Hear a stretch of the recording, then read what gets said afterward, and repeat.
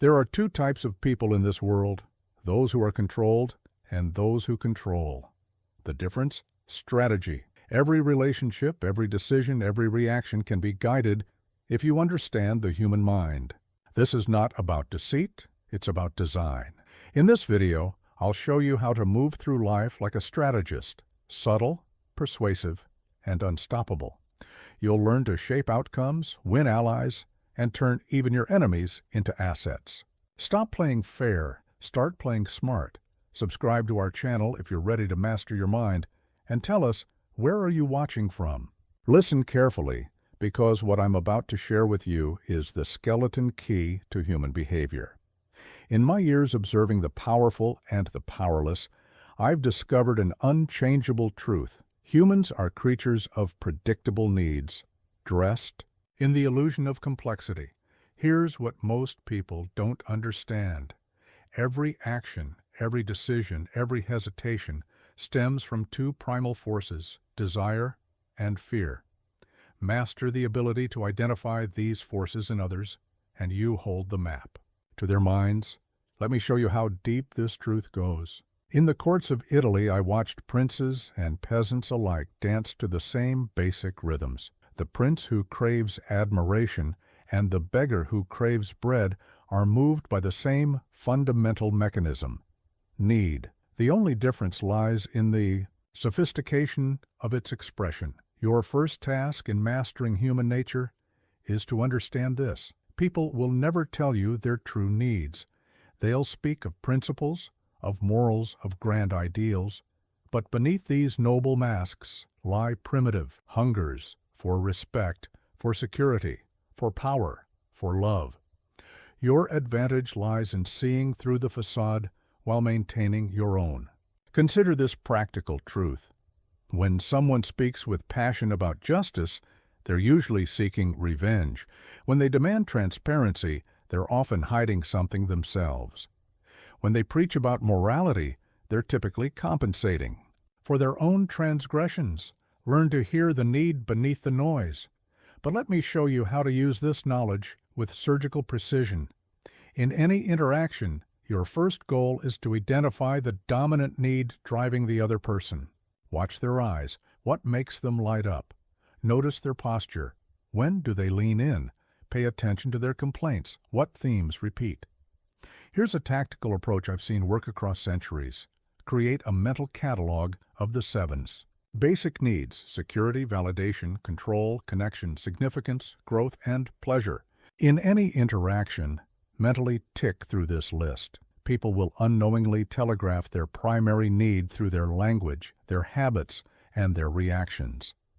Let me give you an example that will change how you see every interaction. When someone repeatedly mentions their achievements, they're not sharing information, they're revealing a desperate need for validation. Don't waste time being annoyed. Instead, use this insight. Feed that need strategically, and you'll have their loyalty. But here's where most manipulators fail. They identify a need and exploit it crudely. True mastery lies in subtle exploitation, in making the other person believe they're pursuing their own interests while they're actually pursuing yours. The art is to align their needs with your goals so seamlessly that resistance becomes impossible. Consider this exercise. For the next week, in every significant interaction, ask yourself, what does this person desperately want to believe about themselves? What do they fear losing most? What do they think they need versus what they actually need? This analysis will reveal pressure points you can use to guide their behavior. Here's a principle that has served the mighty throughout history. People will more readily act against their own interests than against their self-image. If you can make your desired outcome align with how someone wants to see themselves, they will choose your path while believing it was their idea. But let me reveal a deeper level of this art. The most powerful exploitation of human nature occurs when you create the need itself by carefully crafting situations of scarcity, uncertainty, or social pressure. You can generate needs that didn't previously exist. Then position yourself as the solution. The ultimate sophistication in understanding Human nature is this: people will fight to the death to preserve their illusions about themselves. Never directly challenge these illusions. Instead, use them as leverage. Let them believe they are kind while acting cruel, honest while deceiving, loyal while betraying. Here's what separates the amateur manipulator from the master. The amateur thinks manipulation is about pushing people. The master knows it's about positioning. Place the right needs in front of the right people at the right time, and they will move themselves in your desired direction. Remember this crucial insight. Humans are not rational creatures who sometimes feel. They are emotional creatures who sometimes think.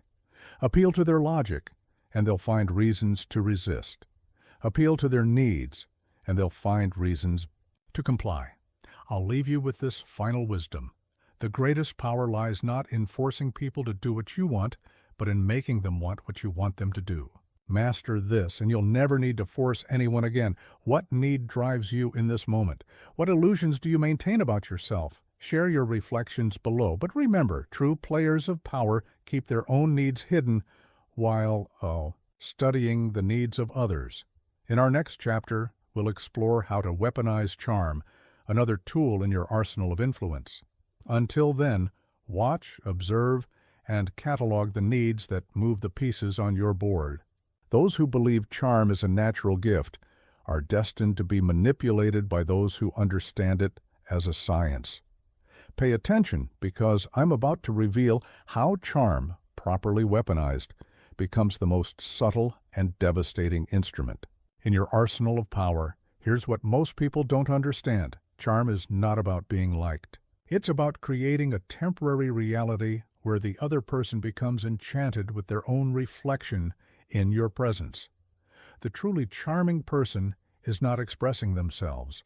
They are creating a mirror in which others see their ideal selves. In the courts of Italy, I watched mediocre men rise to extraordinary heights through the calculated deployment of charm. Their secret wasn't wit, beauty, or natural grace. It was understanding that charm is a performance designed to bypass the rational mind and speak directly to human vanity. Let me share a principle that will transform your approach.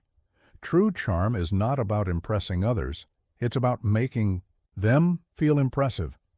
The moment you try to showcase your own brilliance, you've already failed. Your task is to become a magnificent absence, a carefully crafted void that others rush to fill with their own desires and dreams. Consider this tactical. Truth, people are not charmed by your qualities. They are charmed by how you make them feel about their qualities. When you master this distinction, you'll understand why some of the most objectively appealing people fail to influence others, while seemingly ordinary individuals command rooms effortlessly. Here's the methodology of weaponized charm. First, you must become a student of validation. Learn to identify what each person secretly wishes to be praised for. Is it their intelligence, their strength, their kindness, their success? Once you identify this hidden desire for validation, you've found your target. But let me warn you about the amateur's mistake. Obvious flattery is worse than none at all. Your validation must seem reluctant, almost accidentally revealed. A calculated hesitation before delivering praise, a seemingly spontaneous observation of their brilliant insight. These are the artistic touches that make your charm irresistible. Consider this exercise that has created master charmers throughout history. For 1 week, make everyone you interact with feel like the most interesting person you've ever met. Not through grandiose compliments, but through the subtler arts, focused attention, strategic curiosity, and the careful mirror of validation. Here's a principle I've seen topple giants. People will forget what you say, but they will never forget how you made them feel. Your words should be chosen not for their content, but for their emotional impact. A perfectly timed silence can be more charming than the most eloquent speech. The advanced application of charm requires understanding this. Everyone has an internal story about themselves that they desperately want confirmed. Your task is to Become a supporting character in their narrative, one who makes their story more magnificent. Do this, and they will fight to keep you in their life. Let me reveal the deeper mechanics of charm. It operates on the principle of intermittent reinforcement. Your validation should never be fully predictable. Sometimes withhold it entirely. Create moments of subtle doubt, followed by powerful confirmation. This rhythm creates emotional addiction. But here's where the true mastery lies. You must learn to charm without seeming to seek anything in return. The moment people suspect your charm serves a purpose, its power dissipates. Your influence must seem like sunlight, warming everything it touches without apparent effort or agenda. Consider this tactical approach. Before any important interaction, ask yourself, what story does this person want to star in? Are they the brilliant strategist, the misunderstood genius, the noble warrior? Shape your behavior to confirm this story and watch as their resistance to your influence melts away. Here's what separates sophisticated charm from crude manipulation. The crude manipulator makes people feel good. The master of charm makes people feel good about themselves. This distinction is crucial. The first is temporary, the second reshapes their reality. Remember this essential truth. Charm is not about adding something to your interactions. It's about removing everything that breaks the spell. Remove judgment, remove competition, remove the future and the past. Create a bubble of perfect acceptance and validation in the present moment. The ultimate refinement of charm as a weapon is this. The charmed person should feel not that they want to help you, but that helping you allows them to become more of who they truly are. When you achieve this, you've mastered the art of invisible influence. Let me leave you with this final insight. The most dangerous person in any room is not the loudest or the most accomplished. It's the one who makes everyone else feel heard and valued. That person owns the room without appearing to want it. What story do you tell yourself about who you are? What validation do you secretly crave? Share below if you dare. But remember, the true wielder of charm studies others while keeping their own desires masked. In our next chapter, we'll explore the power of silence and mystery. Until then, begin your practice. Make everyone feel magnificent in your presence, but never reveal the calculation behind your charm. In a world of noise, power belongs to those who understand the empire of silence. Listen carefully to what I'm about to tell you, because this lesson contradicts everything your instincts will urge you to do. The greatest power lies not in what you express, but in what you withhold. Here's what most people don't understand. Silence is not the absence of power. It is power concentrated. Every word you choose not to speak becomes a brick in the fortress of your influence. Every detail you choose not to reveal becomes a shadow that makes you larger than life. In the courts of Florence, I observed how the most influential figures were rarely the most talkative. They understood a fundamental truth. Words are cheap, but silence is gold. The more you speak, the more ammunition you give others to understand, predict, and ultimately control you. Let me share a principle that will transform your presence. The mysterious person is never boring. They are a canvas onto which others paint their hopes, fears, and fantasies. While fools rush to fill every silence with sound, the master of mystery understands that uncertainty is the fertile soil where influence grows. Consider this tactical truth. People are not intrigued by what you tell them. They are captivated by what they can't quite figure out. The moment you become completely understood, you become completely predictable. And the predictable person has surrendered their power to those who can anticipate their moves. Here's the methodology of strategic silence. First, you must master the art of selective revelation. Think of yourself as a masterful playwright, carefully, choosing which scenes to show and which to leave in darkness. Every piece of information you share should serve a specific purpose in the narrative you're crafting. But let me warn you about the amateur's error. Random silence is not strategic. Silence. Your quiet moments must feel pregnant with meaning. Your mysteries must seem to hint at depths worth exploring. The goal is not to be silent, but to make your silence speak volumes. Consider this exercise that has created legends throughout history. For 1 week, reduce your words by half. But do more than just speak less.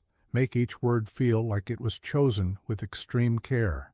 Let small pauses hang before your responses. Watch how people lean in, how they begin to attribute profound significance to your simplest statements. Here's a principle that has toppled kingdoms. The less you reveal, the more people will obsess over what remains hidden. Human nature abhors a vacuum.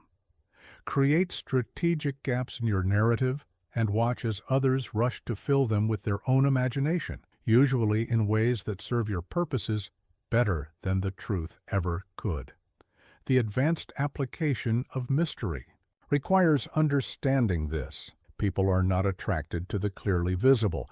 They are drawn to the partially concealed. Like a masterful artist, you must learn to suggest rather than state, to hint rather than declare.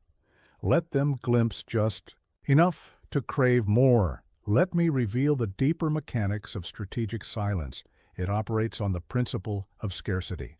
The less you give, the more valuable each piece becomes. Your thoughts, your emotions, your true motives, these should be rare commodities released with the careful precision of a master merchant. But here's where true mastery lies. You must learn to be silent without appearing secretive. Your mystery must seem natural, an inherent quality rather than a calculated strategy. The moment people suspect you're deliberately withholding, the spell is broken. Consider this tactical approach. Before any interaction, decide precisely what you want others to wonder about you. What aspects of yourself, if left undefined, would serve your purposes? What questions, left unanswered, would increase your value in their eyes? Shape your silence around these strategic gaps. Here's what separates sophisticated mystery from crude secretiveness. The crude practitioner simply refuses to share. The master of mystery creates the impression that what remains unshared is worth more than gold. This distinction is crucial. One creates frustration, the other creates fascination. Remember this essential truth. The most powerful person in any room is not the one with all the answers, but the one who makes others question. Your goal is not to be an open book, but to be a story that others can't stop trying to read. The ultimate refinement of silence and mystery is this. The uncertain person becomes a mirror for others' desires and fears. When you refuse to fully define yourself, others will define you in whatever way most compels them. This is power in its purest form. Let me leave you with this final insight. In an age of oversharing, the person who maintains their mystery possesses a rare and precious currency. Guard it well. Every secret kept is a power preserved. Every mystery maintained is a force multiplied. What parts of yourself will you begin to shroud in strategic silence? What mysteries will you cultivate? Share your thoughts below, or better yet, maintain your mystery, and simply observe. Remember, the true master of silence watches and learns while others rush to reveal themselves. In our next chapter, we'll explore how to mirror and mold the behaviors of others. Until then, begin your practice. Let your silence speak and watch as others strain to hear its whispers. There exists a truth so powerful that once you grasp it, the art of influence becomes as natural as breathing. Humans are drawn not to what is different, but to what reflects themselves. Pay close attention because I'm about to reveal how to turn this fundamental aspect of human nature into your greatest instrument of power. Here's what most people don't understand. When you mirror someone, you're not merely copying their behavior, you're creating a deep psychological bond that bypasses their conscious defenses. This is not simple mimicry. It is the art of becoming their ideal reflection. In the political arena of Florence, I watched masters of this craft transform themselves like water, taking the shape of whatever vessel they encountered. They understood that people don't follow those they admire. They follow those they recognize as refined versions of themselves. Let me share a principle that will revolutionize your approach to influence. Before you can mold someone, you must first become their mirror. This is not deception. It is strategic empathy. You must learn to reflect not just their actions, but their aspirations, their self-image, their deepest beliefs about who they are. Consider this tactical truth. People are not persuaded by arguments. They are persuaded by seeing their own thoughts expressed more eloquently than they could express them themselves. When you master this art, every person you encounter will feel that finally, someone truly understands them. Here's the methodology of perfect mirroring. First, you must become a keen observer of patterns. How does your target speak? What values do they emphasize? What stories do they tell about themselves? These are not mere details. They are the blueprint of their identity. But let me warn you about the amateur's fatal mistake. Crude mirroring is worse than no mirroring at all. If someone detects you're deliberately copying them, the spell is broken. Your reflection must seem natural, as if you and they simply share a profound wavelength of understanding. Consider this exercise that has created master manipulators throughout history. For 1 week, become a student of cadence. Match the speaking pace of everyone you encounter. Match their energy level, match their emotional tone, but do it with a 3-second delay. This makes it impossible to detect, but impossible to resist. Here's a principle that has shaped empires. Once you become someone's perfect mirror, you gain the power to gradually shift their reflection. This is where mirroring transforms into molding. Slowly, subtly, you begin to lead rather than follow, and they move with you as if by their own will. The advanced application of mirroring requires understanding this. People are not moved by your words. They are moved by seeing themselves in your actions. When you embody their ideal self, they will follow you anywhere, believing they are following their own destiny. Let me reveal the deeper mechanics of molding. It operates on the principle of gradual transformation. Like heating metal until it becomes malleable, you must first match their current state perfectly before you can begin to reshape it. Any premature attempt at change will create resistance. But here's where true mastery lies. You must learn to mirror not just what they are, but what they wish to be. This is the secret of transformation. When you reflect their aspirations rather than their current reality, they will transform themselves to match your reflection. Consider this tactical approach. Before any significant interaction, ask yourself, what does this person believe about themselves? What do they wish others thought about them? What version of themselves are they striving to become? Mirror these elements, and you become not just their reflection, but their guide. Here's what separates sophisticated mirroring from crude imitation. The crude imitator copies behaviors. The master of mirroring reflects essence. This distinction is crucial. One creates momentary rapport, the other forges unbreakable bonds. Remember this essential truth. The most powerful form of influence is the kind that makes others believe they are becoming more themselves by following your lead. When you master this art, resistance becomes impossible because there is no perceived external force to resist. The ultimate refinement of mirroring and molding is this. You must become a living prototype of their potential. When they look at you, they should see themselves as they could be, their dreams given form and substance. This creates not just influence, but devotion. Let me leave you with this final insight. The greatest power lies not in forcing people to change, but in making them believe that changing was their idea all along. When you master the art of mirroring and molding, every transformation you initiate will feel to them like self-discovery. What aspects of yourself do you show to the world? What reflections do you seek in others? Share below if you wish, but remember, the true master of mirroring reveals only what serves their purpose, while studying everything about their target. In our next chapter, we'll explore how to control the frame of every interaction. Until then, begin your practice. Become the mirror that shows others their ideal selves, and watch as they reshape themselves to match the reflection you create. In every interaction, there exists an invisible structure that determines who holds true power, the frame. Listen carefully, because I'm about to reveal how mastery of this hidden architecture of influence can make you the unstoppable force. In any room, here's what most people don't understand. Reality is not objective, it is framed. The person who controls the frame controls how everything within it is perceived. This is not about changing facts, it's about controlling the lens through which facts are interpreted. In the political battles of Florence, I watched masters of frame control transform defeats into victories, weakness into strength, and enemies into allies. They understood that events themselves matter far less than how those events are framed in the minds of others.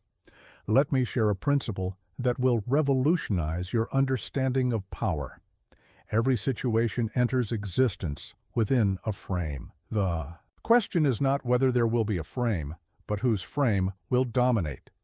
The moment you understand this, you'll never again be a passive participant in your own reality. Consider this tactical truth. People don't respond to situations.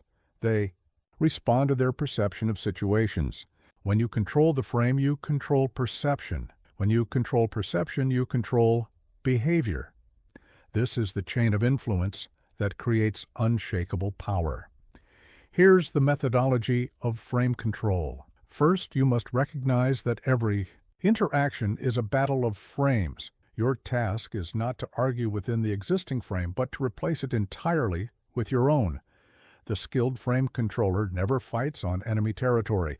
But let me warn you about the amateur's critical error. They try to change minds through argument. The master of frame control knows that arguing within someone else's frame is already a defeat. Instead, you must make your frame so compelling that others naturally abandon theirs to step into yours. Consider this exercise that has created legends of influence. For 1 week, refuse to engage with any frame that doesn't serve your purposes. When someone presents a frame that disadvantages you, don't fight it. Replace it entirely.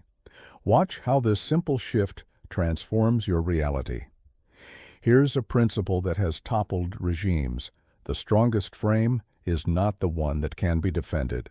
Best, it's the one that doesn't need defending at all.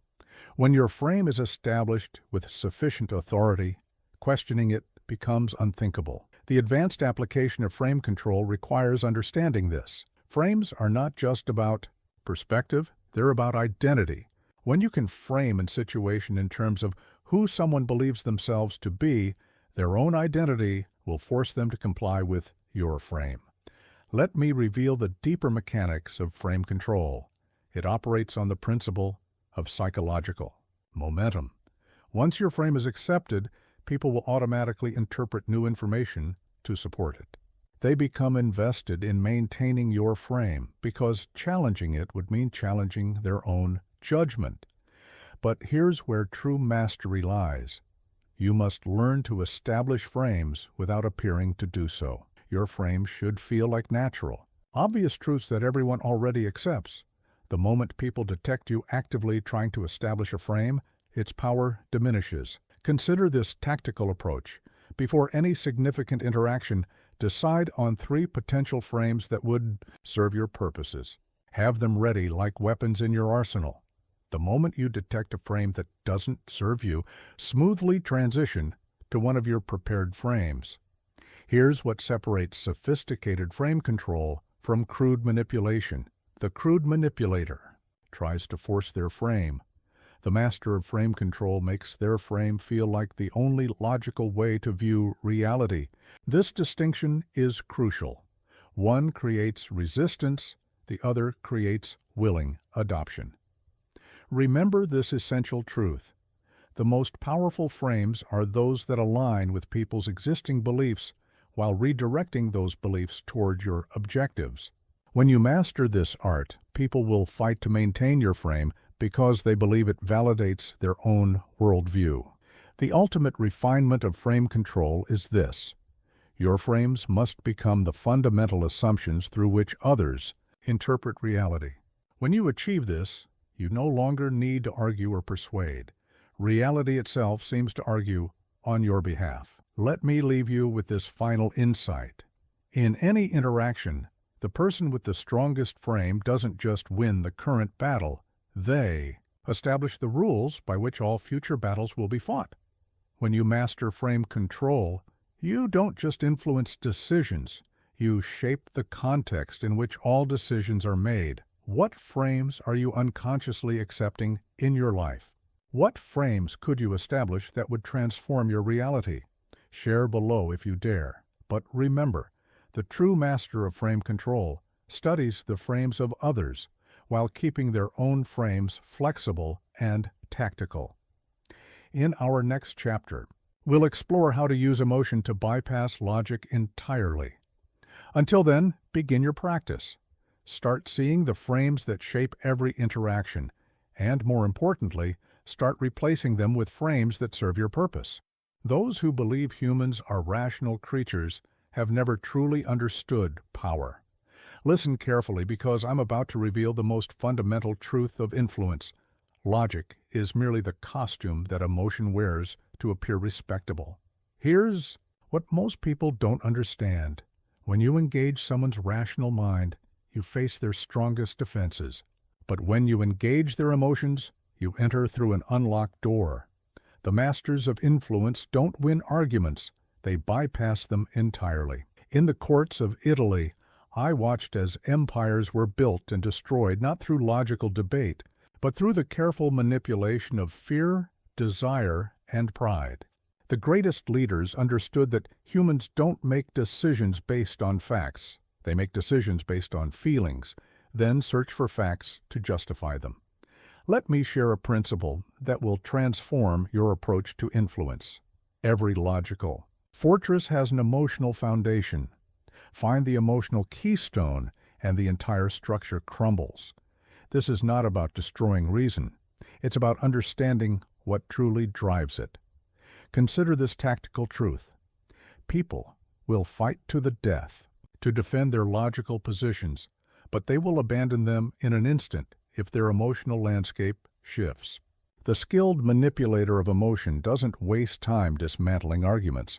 They simply change the emotional context that makes those arguments seem important. Here's the methodology of emotional bypass. First, you must understand that every logical position is really an emotional position in disguise. Behind every I think lies an I feel. Your task is to identify and target the feeling, not the thought. But let me warn you about the amateur's fatal error. They attempt to use emotion crudely through obvious appeals to fear or desire. The master of emotional manipulation understands that subtle emotional shifts are far more powerful than dramatic displays. Consider this exercise that has created masters of influence throughout history. For 1 week, ignore the content of what people say and focus solely on the emotional undertone. What fears drive their certainties? What desires shape their beliefs?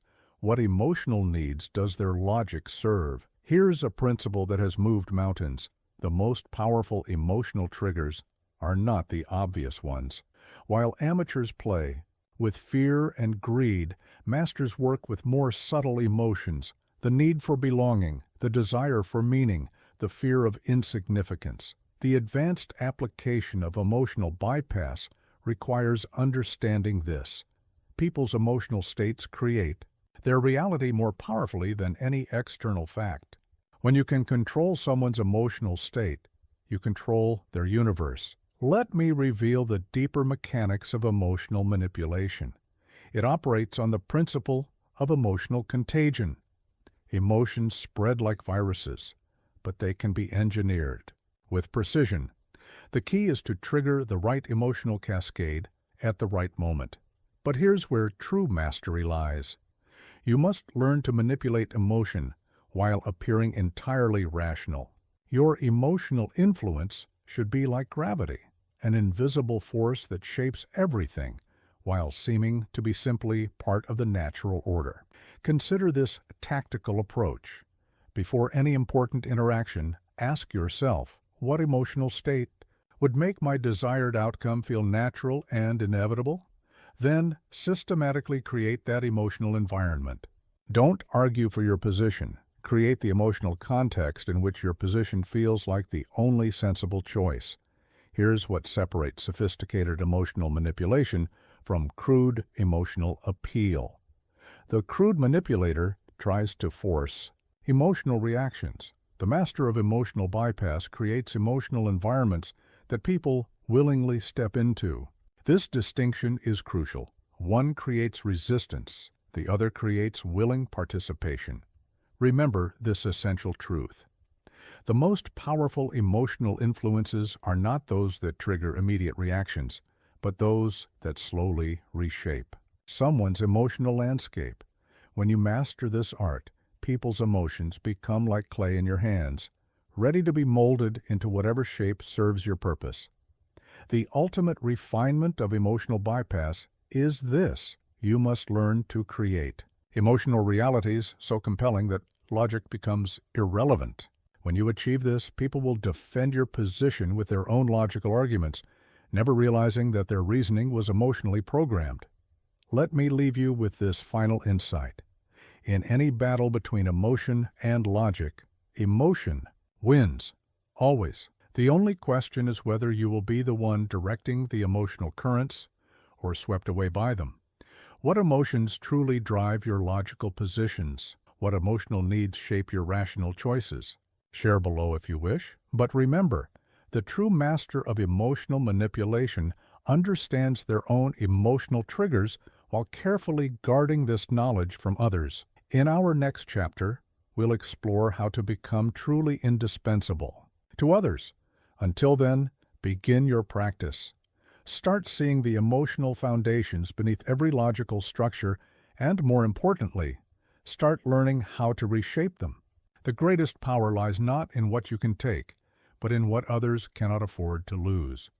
Listen carefully, because I'm about to reveal the ultimate form of security in an uncertain world, how to make yourself so essential that your removal becomes unthinkable. Here's what most people don't understand. True indispensability is not about being the best at what you do. It's about becoming so deeply woven into the fabric of others' success that removing you would cause the entire tapestry to unravel. In Florence, I watched as certain figures became untouchable, not through force or talent alone, but through their mastery of calculated necessity. They understood that power is not about being impressive. It's about being essential. Let me share a principle that will transform your position in any hierarchy. The most secure position is not at the top.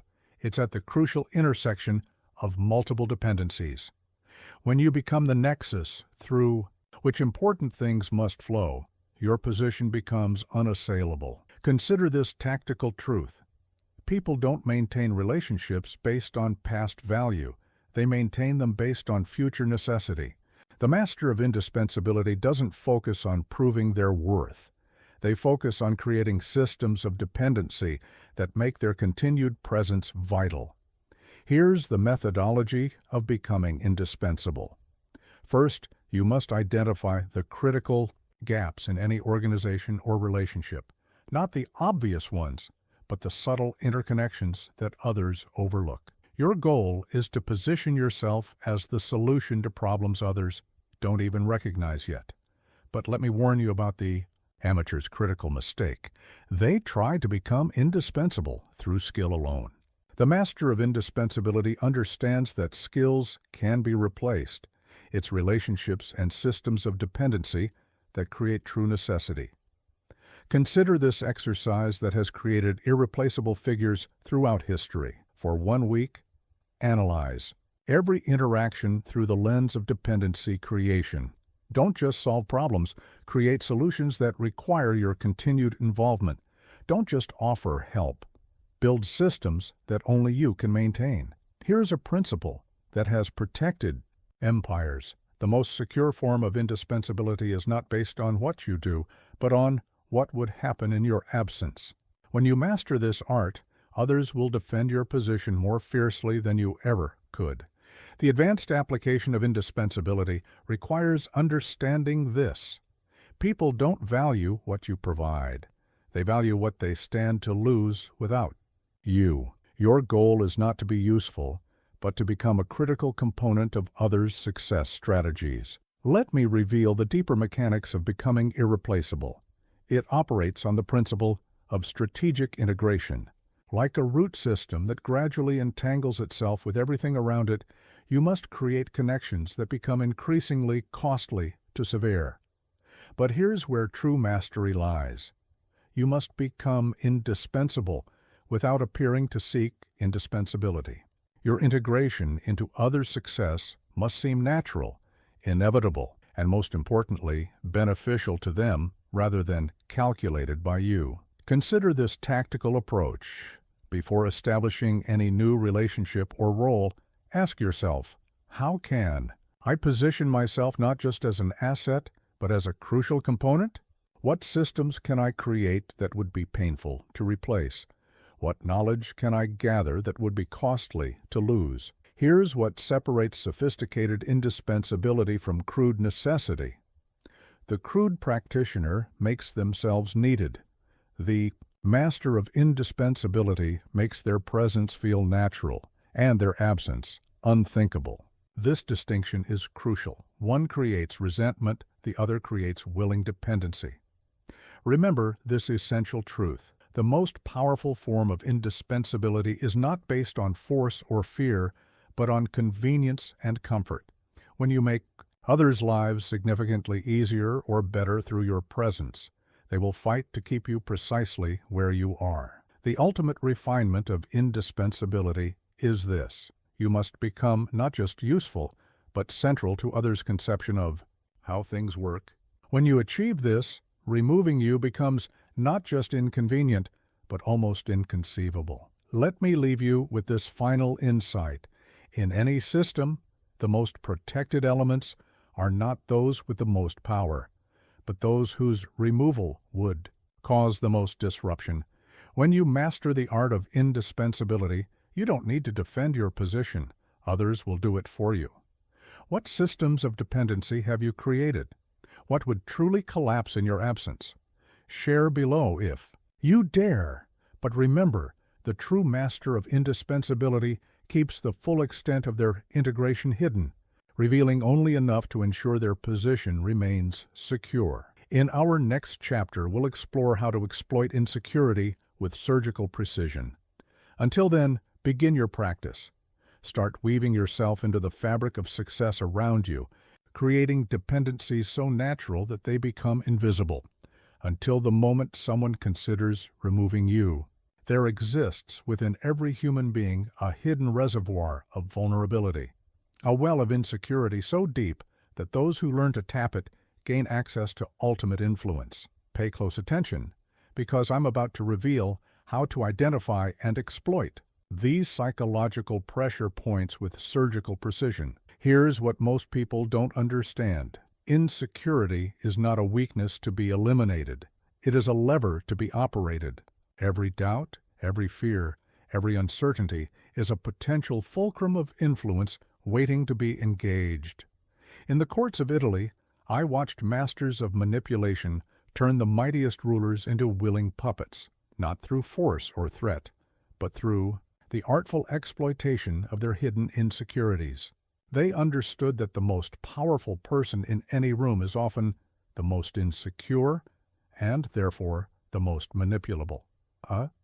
Let me share a principle that will transform your understanding of influence. Behind every display of strength lies a compensating insecurity. Find that insecurity, and you find the control panel to human behavior. This is not about creating weakness. It's about identifying and utilizing what already exists. Consider this tactical truth. People will sacrifice anything to feel secure. Their wealth, their principles, even their freedom. The skilled exploiter of insecurity doesn't need to threaten or coerce. They simply need to offer the illusion of security in exchange for compliance. Here's the methodology of careful exploitation. First, you must become a student of insecurity. Patterns. Every boast hints at a doubt. Every aggressive display masks a fear. Every grandiose gesture points to an underlying anxiety. These are not random behaviors. They are maps leading to pressure points. But let me warn you about the amateur's fatal error. They exploit insecurity crudely through direct confrontation or obvious manipulation. The master of insecurity exploitation understands that subtlety is everything. The target should never realize their insecurities are being engaged. Consider this exercise that has created master manipulators throughout history.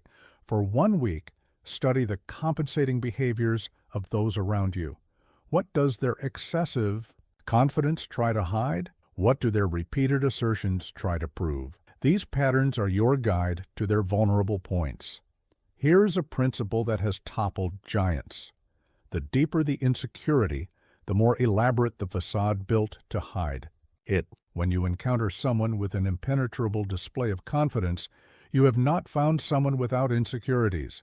You have found someone protecting massive vulnerabilities.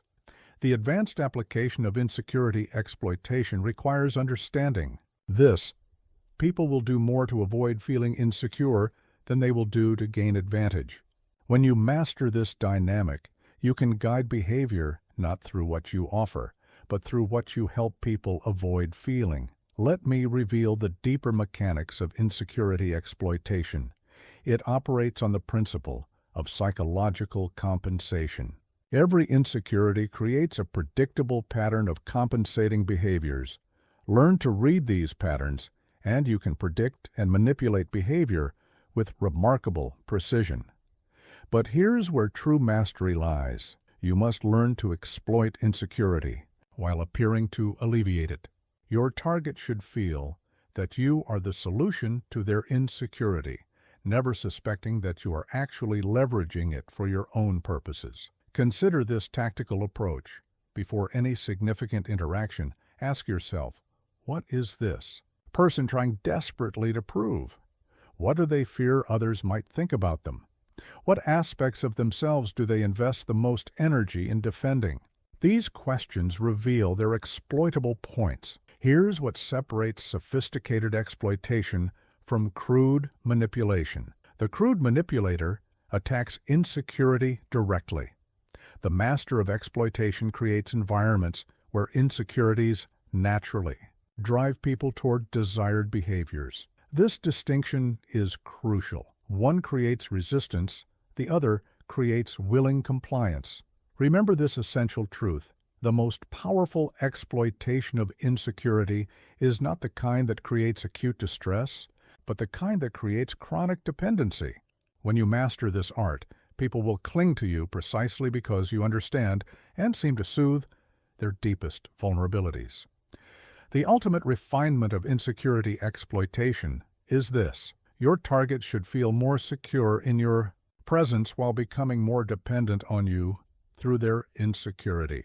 This paradox is the height of sophisticated manipulation. Let me leave you with this final insight. In any relationship, the person who best understands the other's insecurities holds the true power. When you master the art of insecurity exploitation, you don't need to push or pull.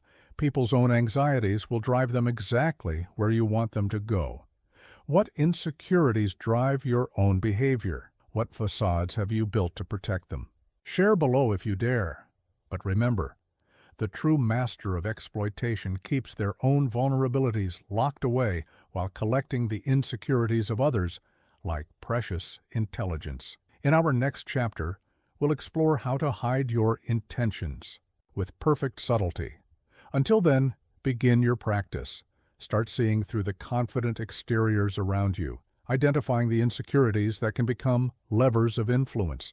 But remember, the most powerful exploitation is the kind that never reveals itself as exploitation at all. The most dangerous predator is not the one that appears threatening. It is the one whose presence is felt only after the strike. Listen carefully, because I'm about to reveal the most crucial skill in the arsenal of power, the art of keeping your true intentions wrapped in layers of impenetrable mystery. Here's what most people don't understand. Transparency is a weapon used against you. Every intention you reveal becomes a vulnerability others can exploit. The master of concealment understands that true power moves invisible like wind, seen only through its effects, never in its essence. In the political maze of Florence, I watched as the most effective operators achieved their aims while appearing to pursue something entirely different. They understood that success in any endeavor is directly proportional to your ability to keep others guessing about your true objectives. Let me share a principle that will transform your strategic position. The moment others understand what you truly want, they gain power over you. Either they will block your path, or worse, they will help you at a price. Your intentions must be like your deepest thoughts, known only to yourself. Consider this tactical truth. People cannot defend against what they cannot see coming. The skilled concealer of intentions doesn't just hide their goals, they create an entire false narrative that makes their true objectives appear impossible or even absurd. Here's the methodology of perfect concealment. First, you must understand that hiding intentions isn't about being secretive, it's about being misleading. Your actions should always suggest motivations different from your true ones. Let others believe they have figured you out, while your real purpose remains hidden. But let me warn you about the amateur's critical error. They try to hide everything, making themselves obviously mysterious. The master of concealment understands that selective transparency is the perfect cover for deeper secrets. Show them something real to hide something crucial. Consider this exercise that has created legends of deception throughout history. For 1 week, assign a false purpose to every major action you take. Make these false purposes believable, even admirable. Watch how this misdirection creates a blind spot where your true intentions can operate freely. Here's a principle that has toppled empires. The best hidden intention is the one disguised as its opposite. When you must move against someone, appear to be moving in their favor. When you must take, appear to give. When you must rise, appear to submit. The advanced application of intention hiding requires understanding this. People see what they expect to see.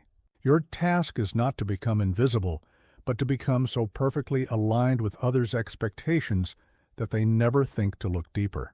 Let me reveal the deeper mechanics of concealment. It operates on the principle of misdirection. Like a master's magician, you must learn to draw attention exactly where you want it, away from your true purpose. Every visible action should reinforce a false narrative, while your real agenda advances unseen. But here's where true mastery lies. You must learn to hide your intentions even from those closest to you. The moment you share your true purpose, you lose control of it. Even allies must see only what serves your purpose for them to see. Consider this tactical approach. Before any significant action, ask yourself, what is the most believable false intention I could attach to this move? What explanation would not only justify my actions but make others support them? Shape your visible behavior to reinforce this false narrative. Here's what separates sophisticated concealment from crude secrecy. The crude practitioner simply hides. The master of concealment creates multiple layers of apparent truth, each more convincing than the last, while the real truth remains untouched. This distinction is crucial. One creates suspicion, the other creates false certainty. Remember this essential truth. The most effective concealment of intentions happens in plain sight. When you master this art, people will believe they understand your motives completely, while your true purpose remains as invisible as air. The ultimate refinement of intention hiding is this. Your false intentions should not only deceive, but serve your true purpose. Each false layer should either advance your real agenda or create conditions that make your true objective easier to achieve. Let me leave you with this final insight. In any game of power, the player whose intentions remain unknown holds an insurmountable advantage. When you master the art of concealment, you don't just avoid opposition, you make others unknowingly collaborate in their own defeat. What intentions have you revealed that you should have hidden? What price have you paid for transparency? Share a below if you wish. But remember, the true master of concealment uses even moments of apparent honesty as opportunities for deeper deception. In our next chapter, we'll explore how to turn allies into pawns. Until then, begin your practice. Start seeing every action as an opportunity for misdirection, every explanation as a chance to reinforce false narratives. But most importantly, remember that the greatest victory is the one where your true intention remains forever unknown. The greatest mistake in the game of power is believing that allies are ends in themselves. Listen carefully because I'm about to reveal the most crucial transformation in the architecture of influence. How to convert those who think themselves your equals into instruments of your will. Here's what most people don't understand. An ally who knows they are a pawn is useless. The art lies in making them believe they are bishops while using them as pawns. True mastery is achieved when your pieces move themselves, thinking it was their idea all along. In the strategic theaters of Renaissance Italy, I observed how the most effective rulers treated their closest allies, not as partners, but as sophisticated tools requiring careful maintenance. They understood that an ally is most valuable not when they stand beside you, but when they move for you. Let me share a principle that will transform your approach to alliance. The moment someone becomes your ally, they begin the journey to becoming your pawn. This is not betrayal. It is the natural evolution of power relationships. Every alliance is a step toward strategic dominance. Consider this tactical truth. People will fight harder for their own interests than for yours. The skilled manipulator of allies doesn't change their allies' goals. They reshape their allies' perception of their own interests until they align perfectly with the manipulator's objectives. Here's the methodology of ally conversion. First, you must understand that every ally has three crucial elements: their stated goals, their real goals, and their hidden vulnerabilities. Your task is to identify all three, then use each as a lever of control. But let me warn you about the amateur's fatal error. They try to dominate their allies through obvious control. The master of ally manipulation understands that the perfect pawn believes themselves to be a free agent. Their servitude should feel like independence. Consider this exercise that has created puppet masters throughout history. For 1 week, analyze your every alliance. What does each ally think they're gaining? What are they actually gaining? What could they lose? This gap between perception and reality is your space of manipulation. Here's a principle that has commanded armies. The most reliable pawn is one who thinks they're using you.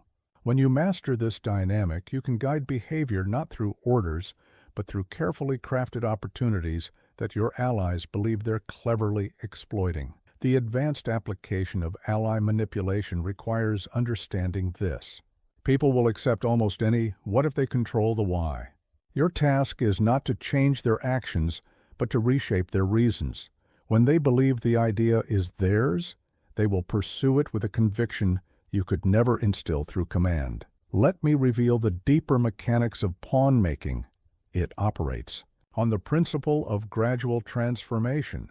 Like a sculptor working with living clay, you must reshape your allies' understanding of their own interests so slowly that they never feel the change taking place. But here's where true mastery lies. You must learn to use your allies' strengths against them. Their intelligence should trap them in logical webs of their own making. Their ambition should drive them down paths you've predetermined. Their virtues should bind them to causes that serve your ends. Consider this tactical approach. Before deploying any ally, ask yourself, how can their natural inclinations be turned to my advantage? What aspects of their character can be used as rails to guide them? How can their own momentum be directed toward my objectives? Here's what separates sophisticated ally manipulation from crude control. The crude controller gives orders. The master of ally manipulation creates contexts where the desired actions emerge naturally from the ally's own character and aspirations. This distinction is crucial. One creates resistance, the other creates eager participation. Remember this. Essential truth, the most powerful form of control is the kind that feels like freedom. When you master this art, your pawns will not only accept their role, but celebrate it, believing they are advancing their own agenda while unwittingly serving yours.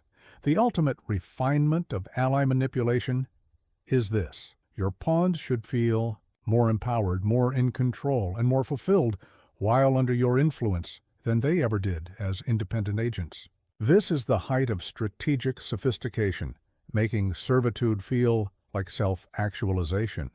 Let me leave you with this final insight.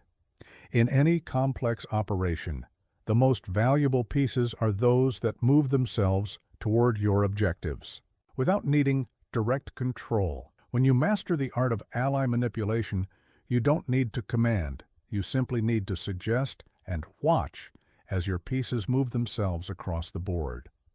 What alliances have you accepted at face value? What opportunities for deeper control have you missed? Share below if you dare. But remember, the true master of ally manipulation never reveals the full extent of their influence, even when appearing to be completely open. In our next chapter, we'll explore how to speak like a leader while moving like a ghost. Until then, begin your practice. Start seeing every ally as a potential instrument, every loyalty as a potential lever. But most importantly, remember that the perfect pawn is one who never realizes they've been played. The supreme art of power lies in the paradox of visible speech and invisible action. Listen carefully, because I'm about to reveal the perfect balance that creates unassailable influence, how to command attention with your words while you're true. Movements remain undetected. Here's what most people don't understand. Leadership is theater, but achievement is stealth. The voice must fill the room while the hand moves unseen. This is not contradiction. It is the perfect fusion of presence and secrecy that creates unstoppable power. In the courts of Florence, I studied those rare individuals who mastered this duality. Their words would capture every ear while their real work proceeded in perfect silence. They understood that the tongue and the hand must operate on different planes, one to command attention, the other to command reality. Let me share a principle that will transform your influence. The more commanding your voice becomes, the more invisible your actions can be. Like a magician's flourish, powerful speech creates the perfect misdirection for subtle movement. Consider this tactical truth. People cannot watch both the spotlight and the shadows. The skilled practitioner of this art uses pronounced leadership, presence precisely to create blind spots where real power can move unobserved. Here's the methodology of this dual mastery. First, you must understand that leadership voice is not about volume, it's about gravity. Your words should have weight, creating their own gravitational field that pulls attention exactly where you want it. But let me warn you about the amateur's critical error. They try to be commanding in everything they say. The master of leadership voice understands that true command comes from strategic contrast, knowing when to thunder and when to whisper, when to pronounce and when to suggest. Consider this exercise that has created legends throughout history. For 1 week, divide your actions into 2 distinct categories, those that must be seen and those that must remain unseen. Make your visible actions magnificent, while ensuring your important moves leave no trace. Here's a principle that has shaped empires. The perfect leader is felt rather than watched. Your presence should be so commanding that people feel compelled to keep their eyes on you, yet so natural that they never think to look for your hidden movements. The advanced application of this duality requires understanding this. Every bold proclamation can cover a subtle maneuver. While your words draw all eyes forward, your real work can proceed in any direction. The art is in maintaining this split attention without ever revealing the split. Let me reveal the deeper mechanics of this paradox. It operates on the principle of attention management. The human mind cannot maintain focus on multiple points simultaneously. By controlling where attention flows, you control where blindness exists. But here's where true mastery lies. You must learn to speak with such authority that your words become reality in people's minds, while your actions remain as insubstantial as dreams. This gap between perceived and actual reality is where true power operates. Consider this tactical approach. Before any significant operation, ask yourself, what visible leadership role will create the perfect cover for my invisible work? What proclamations will draw attention while my real purpose advances unseen? Shape your public presence to create shadows for your private progress. Here's what separates sophisticated presence from crude commanding. The crude commander demands attention. The master of leadership presence creates attention magnets so powerful that watching them becomes inevitable. This distinction is crucial. One creates resistance, the other creates willing focus. Remember this essential truth. The most effective leadership is not about maintaining control, it's about maintaining focus. When you master this art, people become so entranced by your visible presence that your invisible movements become literally unthinkable. The ultimate refinement of this duality is this. Your leadership voice should not only command attention, but shape perception so completely that people's own minds hide your subtle movements from them. They should become willing participants in their own misdirection. Let me leave you with this final insight. In any arena of power, the most dangerous player is not the one who moves boldly or speaks loudly, but the one who can do both, letting bold speech mask subtle action. When you master this art, your words become the perfect cover for your deeds. What opportunities for invisible action have you missed while speaking boldly? What powerful moves have you revealed that should have remained in shadow? Share below, if you dare. But remember, the true master of this duality reveals their voice while forever concealing their hand. In our next chapter, we'll explore how pressure reveals the truth. Until then, begin your practice. Start seeing every leadership moment as an opportunity for hidden action, every commanding speech as a chance to move unseen. But most importantly, remember that the perfect fusion of voice and shadow leaves no trace of the fusion itself. In the realm of power, truth does not reveal itself willingly. It must be extracted through precisely applied pressure. Listen carefully, because I'm about to reveal the most reliable method of discovering what lies beneath the surface of human presentation, the strategic application of pressure. Here's what most people don't understand. Every human being is like a sealed vessel containing their true nature. Only when pressure is applied do the cracks appear, revealing what lies within. This is not cruelty. It is necessity for those who must know the truth about those around them. In Florence, I watched masters of human nature create elaborate scenarios of pressure, not out of sadism, but out of strategic necessity. They understood that people's true character, their genuine loyalties, and their actual capabilities emerge only under carefully orchestrated strain. Let me share a principle that will transform your understanding of human nature. What people claim under normal circumstances is irrelevant. Only what emerges under pressure has value. This is not cynicism. It is the foundation of accurate human assessment. Consider this tactical truth. Pressure does not create character. It reveals it. The skilled applier of pressure understands that they are not changing people. They are simply accelerating the revelation of what was always there. Here's the methodology of strategic pressure. First, you must understand that pressure is not about force, it's about precision. Like a master jeweler testing a stone, your goal is to apply exactly the right type and amount of pressure to reveal what you need to know. But let me warn you about the amateur's fatal error. They apply pressure crudely, through obvious threats or demands.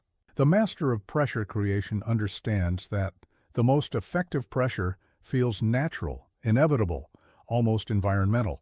The target should never realize they're being tested. Consider this exercise that has created master strategists throughout history.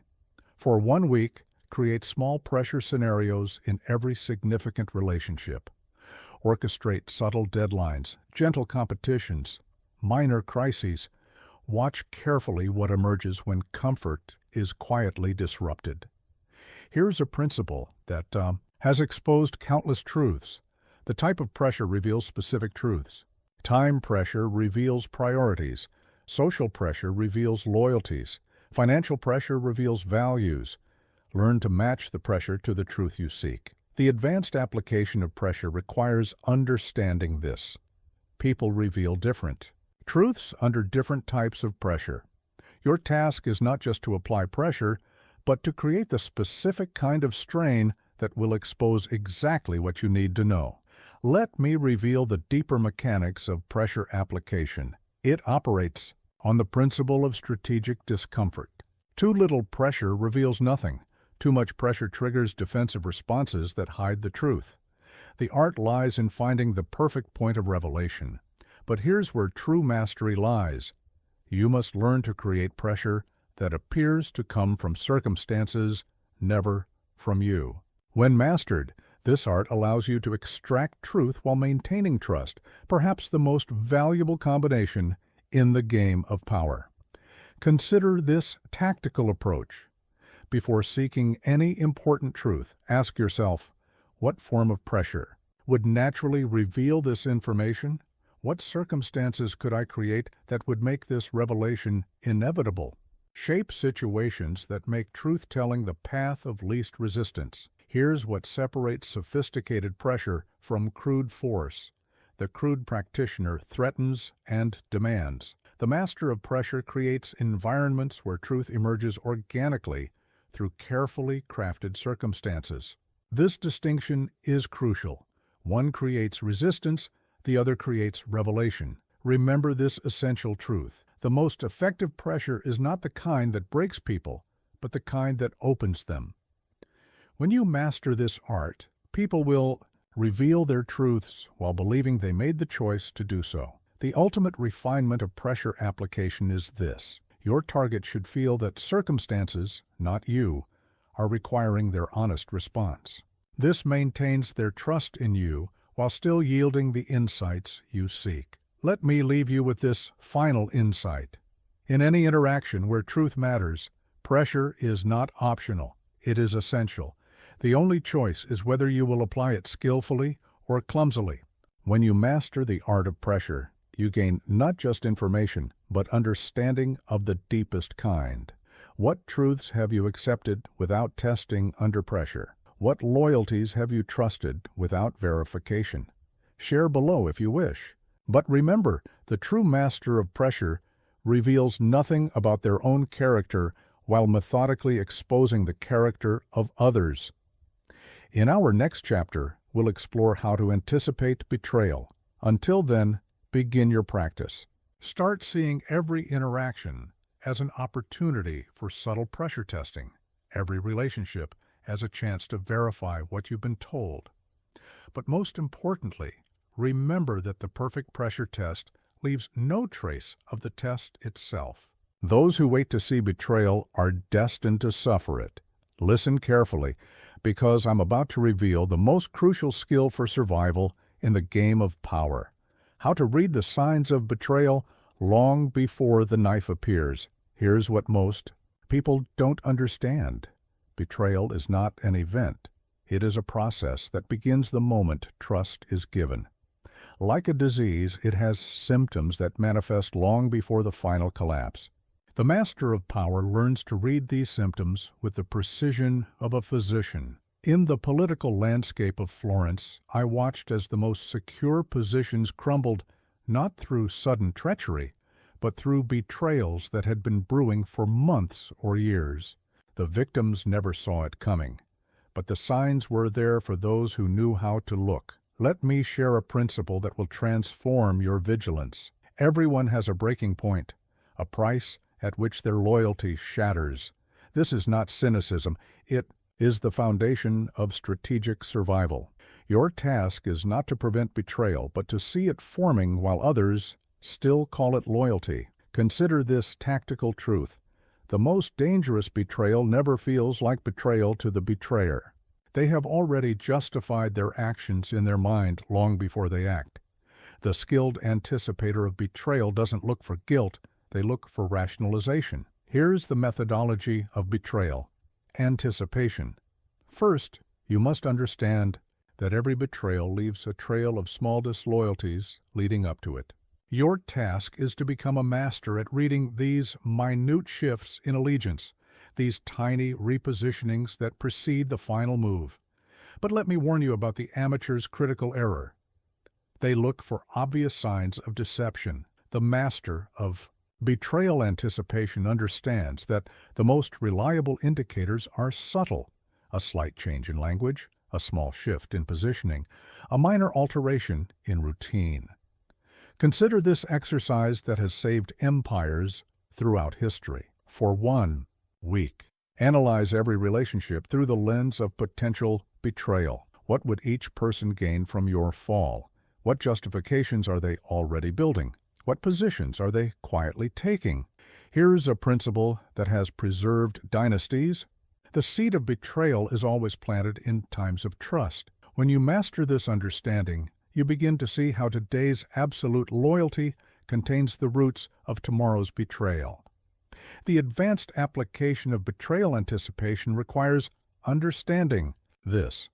People betray not when they hate you, but when betraying you serves them better than loyalty.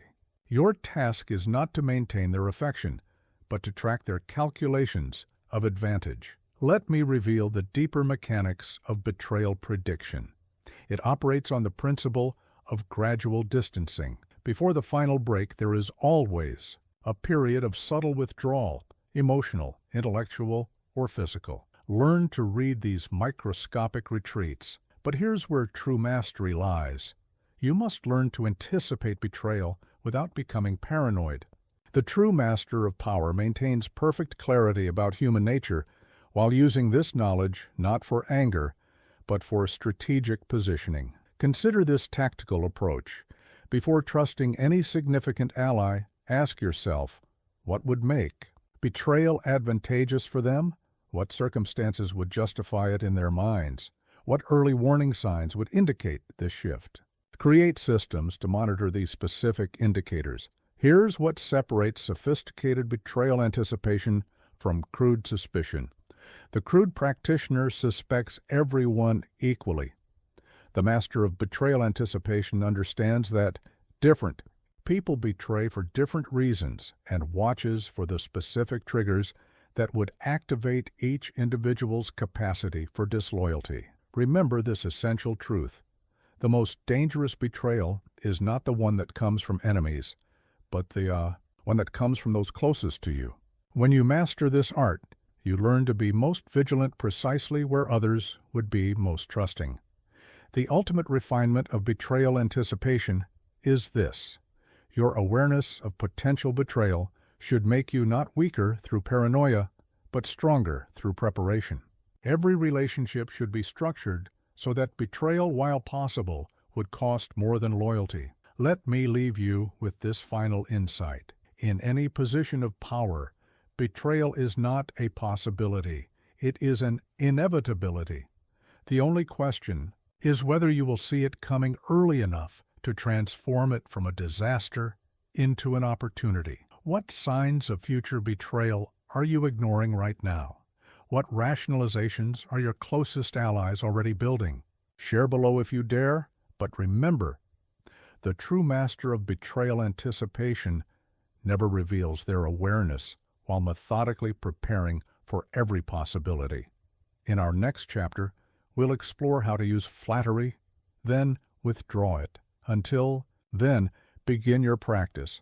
Start seeing every relationship as a potential source of betrayal, every loyalty as a temporary alignment of interests. But most importantly, remember that the perfect anticipation of betrayal allows you to harness its power rather than suffer its consequences.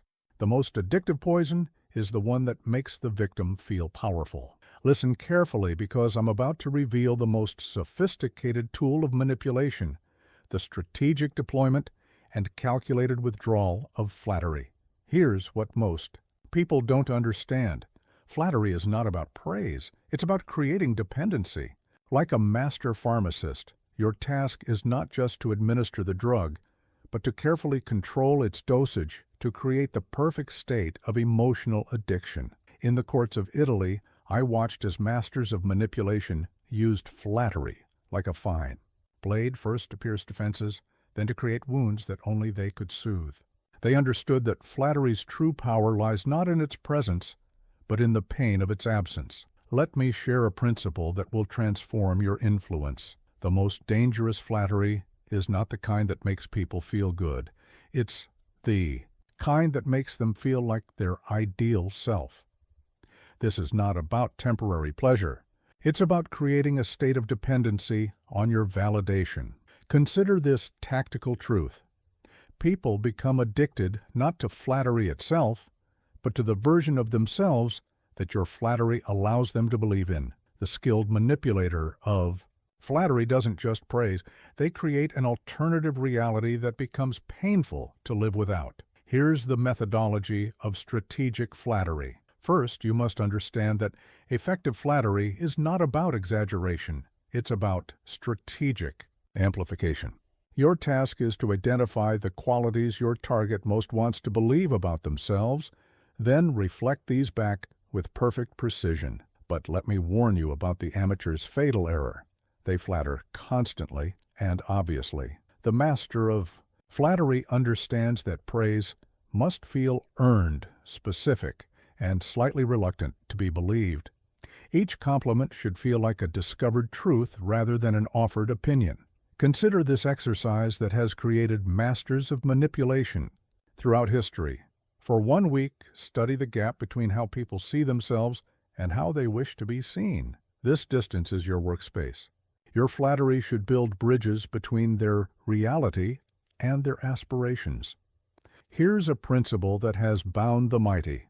The more powerful the person, the more desperate their need for validation. When you master this understanding, you realize that flattery becomes more powerful, not less, as you move up the hierarchy of influence. The advanced application of flattery requires understanding this. Every piece of praise creates a debt of validation. People will become dependent not on your words, but on your ability to confirm their most cherished illusions about themselves. Let me reveal the deeper mechanics of flattery withdrawal. It operates on the principle of intermittent reinforcement. Like a master trainer, you must learn to provide validation unpredictably, making each instance more precious and its withdrawal more painful. But here's where true mastery lies. You must learn to withdraw flattery without appearing to withdraw approval. The target should feel the absence of your validation while believing they have somehow failed to earn it. This creates a perpetual cycle of seeking your approval. Consider this tactical approach. Before deploying any flattery, ask yourself, what self-image does this person desperately want to maintain? What aspects of themselves do they fear might not be true? Shape your praise to fortify these vulnerabilities, then strategically expose them through withdrawal. Here's what separates sophisticated flattery from crude compliments. The crude flatterer simply praises. The master of flattery creates a specific emotional dependency, then manages that dependency like a precious resource. This distinction is crucial. One creates momentary pleasure, the other creates lasting control. Remember this essential truth: the most powerful form of flattery is not the kind that makes people feel good about what they are, but the kind that makes them believe in what they could become. When you master this art, your validation becomes a crucial component of their self-actualization. The ultimate refinement of flattery manipulation is this. Your target should come to believe that only you truly see and appreciate their special qualities. This perceived unique understanding creates a bond that becomes increasingly painful to break. Let me leave you with this final insight. In any relationship where influence is the goal, strategic flattery followed by calculated withdrawal is not optional, it is essential.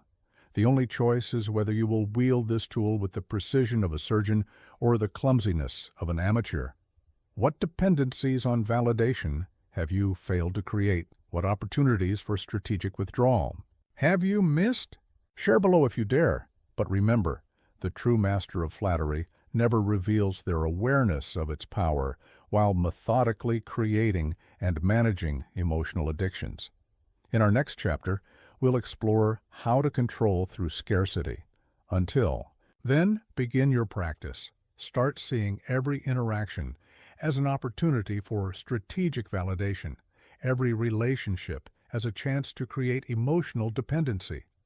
But most importantly, remember that the perfect flattery leaves its target forever, uncertain whether they truly deserve it. The rarest poison is always the most potent. Listen carefully, because I'm about to reveal the most fundamental principle of human desire. What is scarce becomes precious, and what is precious can be weaponized. Here's what most people don't understand. Scarcity is not a natural condition, it is an engineered state. The master of power doesn't just identify scarcity, they create it, control it, and use it to shape the behavior of others. In the merchant houses of Florence, I watched as the most cunning traders created fortunes not by controlling supply, but by controlling perception of supply. They understood that scarcity's power lies not in actual rarity, but in the belief of rarity. Let me share a principle that will transform your influence. People don't value what is actually rare. They value what they fear they cannot have. This is not about creating actual shortages. It's about creating the perfect balance of desire and uncertainty. Consider this tactical truth. Abundance breeds contempt, while scarcity breeds obsession.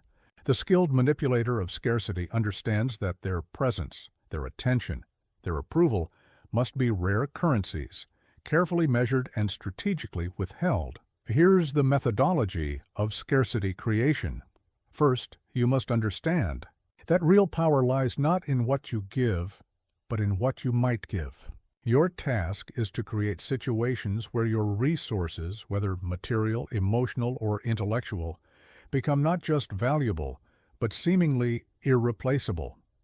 But let me warn you about the amateur's fatal error. They create scarcity through simple denial. The master of scarcity understands that true rarity must feel natural, inevitable, almost cosmic in its origin. Your target should never suspect that their deprivation is by design. Consider this exercise that has created masters of control throughout history. For 1 week, make everything you offer slightly harder to obtain. Your time, your attention, your expertise, let each become a rare commodity that others must qualify to receive. Here's a principle that has built empires.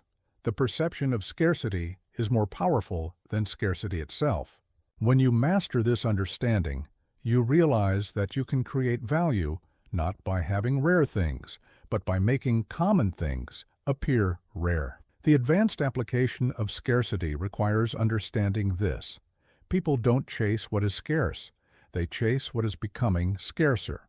Your task is not just to create rarity, but to create the perception of increasing rarity, driving urgency through the fear of future unavailability.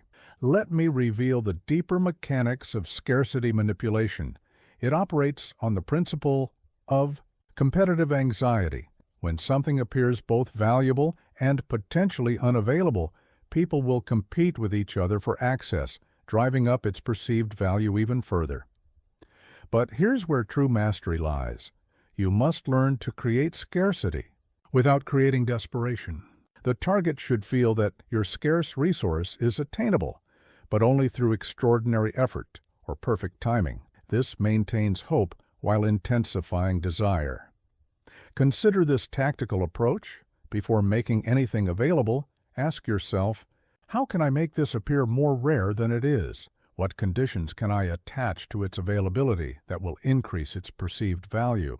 Shape access to create the perfect balance of possibility and uncertainty. Here's what separates sophisticated scarcity from crude restriction. The crude practitioner simply limits access. The master of scarcity creates complex ecosystems of value, where access itself becomes a mark of status and distinction. This distinction is crucial. One creates resentment, the other creates aspiration. Remember this essential truth. The most powerful form of scarcity is not the kind that denies resources, but the kind that denies identity.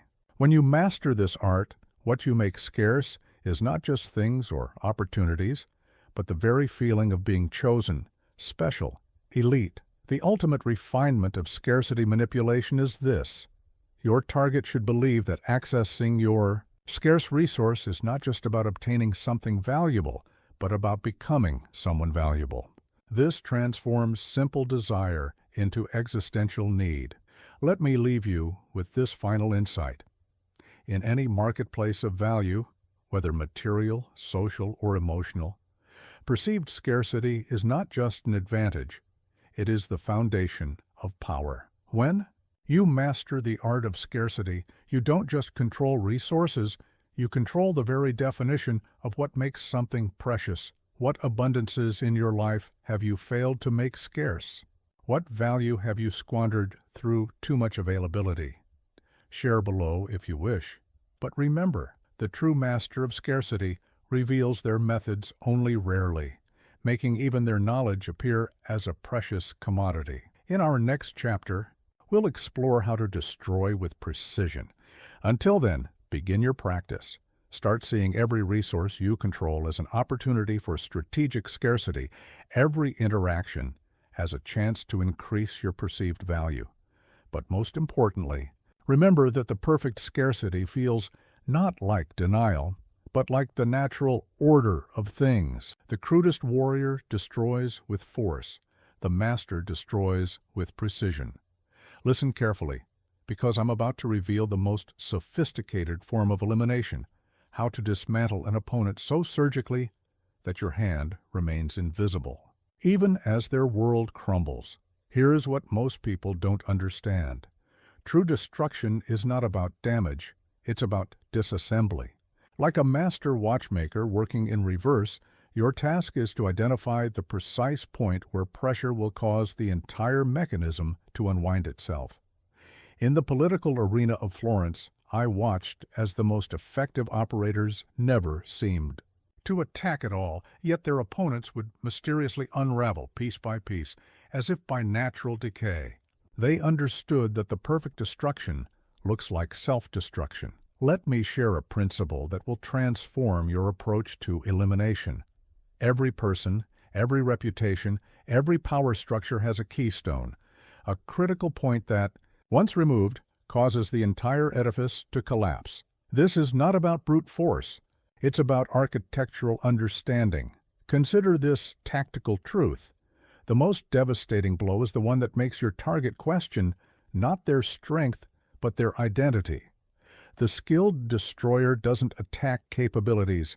They attack foundations. They don't break things. They make things break themselves. Here's the methodology of precise destruction. First, you must understand that every target is a system of interconnected supports.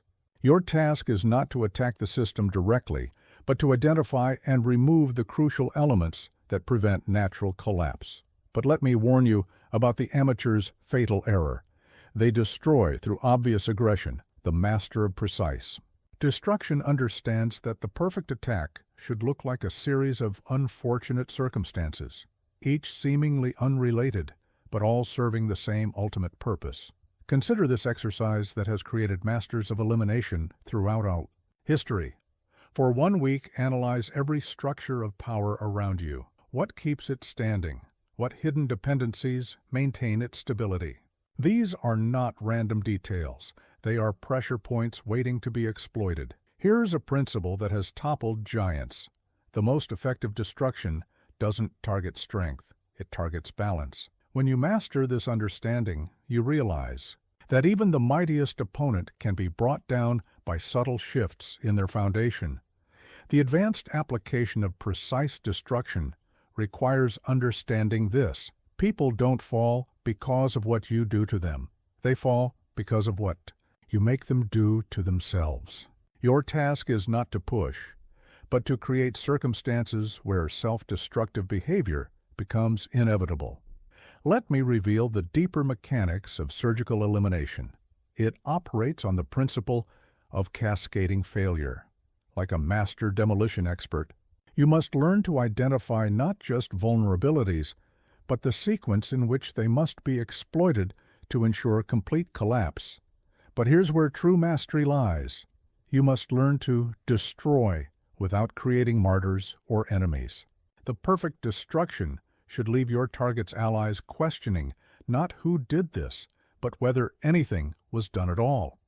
Consider this tactical approach. Before moving against any target, ask yourself, what supports their power? What maintains their credibility? What alliances keep them stable? Map these elements not to attack them directly, but to understand how they might be made to fail naturally. Here's what separates sophisticated destruction from crude elimination. The crude destroyer attacks their target, the master of precise. Destruction creates environments where the target's own strengths become vulnerabilities. This distinction is crucial. One creates resistance, the other creates inevitable decline. Remember this essential truth. The most powerful form of destruction is not the kind that breaks things apart, but the kind that makes things unable to hold themselves together. When you master this art, your targets don't just fall, they disintegrate from within. The ultimate refinement of precise destruction is this. Your target should never realize they're under attack until it's too late to respond. Each small failure should seem unrelated. Each setback appear natural until the cumulative effect becomes irreversible. Let me leave you with this final insight. In any conflict, the most dangerous opponent is not the one who strikes hardest, but the one whose influence is felt only after the damage is done. When you master the art of precise destruction, you don't need to fight. You simply need to understand where to remove support. What opportunities for precise elimination have you missed through crude force? What targets have you failed to understand deeply enough to dismantle? Share below if you dare, but remember, the true master of destruction keeps their methods invisible while studying the architecture of their opponent's power. In our next chapter, we'll explore the final and most sophisticated art, becoming the invisible hand. Until then, begin your practice. Start seeing every structure as a system of supports waiting to be understood, every power as a balance waiting to be shifted. But most importantly, remember that the perfect destruction leaves no trace of the destroyer. We arrive now at the summit of power, the art of shaping reality while remaining unseen. Listen carefully to these final teachings, because I'm about to reveal the ultimate mastery, how to become the invisible hand that moves the world. Here's what most people don't understand. True power is not about being seen as powerful, it's about affecting change without being seen at all. Like gravity itself, the greatest force is the one that moves everything while remaining imperceptible to those it moves. In the Grand Theater of Florence, I observed those rare individuals who shaped the course of history while appearing to be mere observers of it. They understood that the highest form of power is not authority. It is authorship of circumstances that make others act as you desire. Let me share a principle that will transform your understanding of ultimate influence. The master of power is not the one who makes things happen, but the one who creates conditions where things can only happen in certain ways. This is not about control, it's about architecture. Consider this tactical truth. People resist visible power but flow naturally with invisible influence. The skilled architect of circumstance understands that their greatest achievements should appear to be the natural outcomes of others' choices. Here's the methodology of invisible influence. First, you must understand that every action creates ripples. Your task is not to make waves, but to set in motion countless small currents that inevitably combine into the tide you wish to create. But let me warn you about the amateur's fatal error. They seek to be recognized for their influence. The master of invisible power understands that credit is the enemy of control. The moment your influence becomes visible, it becomes vulnerable. Consider this exercise that has created history's true masters. For 1 week, orchestrate outcomes without taking any direct action. Shape environments, suggest possibilities, create contexts, but never be the visible cause of any effect. Watch how your power grows as your presence diminishes. Here's a principle that has moved empires. The most powerful person in any system is not the one with the most authority, but the one who shapes the context in which authority operates. When you master this understanding, you realize that visible power is merely the shadow of true influence. The advanced application of invisible influence requires understanding this. People will fight against a visible agenda, but will actively participate in creating outcomes they believe they chose themselves. Your task is not to push, but to create paths of least resistance that lead where you wish. Let me reveal the deeper mechanics of invisible power. It operates on the principle of environmental design. Like a master architect, you must learn to create spaces, physical, social, and psychological, where your desired outcomes become the natural result of others' free choices. But here's where true mastery lies. You must learn to shape reality without leaving fingerprints. Every change you create should appear to be the result of natural forces, inevitable trends, or the independent decisions of others. Consider this tactical approach. Before seeking any outcome, ask yourself, how can I make this seem like it was someone else's idea? What circumstances would make this result appear inevitable? Shape these conditions and watch as others enthusiastically create your desired reality. Here's what separates sophisticated invisible influence from crude manipulation. The crude manipulator pulls strings. The master of invisible power creates ecosystems where desired behaviors emerge spontaneously. This distinction is crucial. One creates resistance, the other creates willing participation. Remember this essential truth. The most powerful form of control is not the kind that forces compliance, but the kind that makes alternative choices unthinkable. When you master this art, your influence becomes as invisible and as essential as the air people breathe.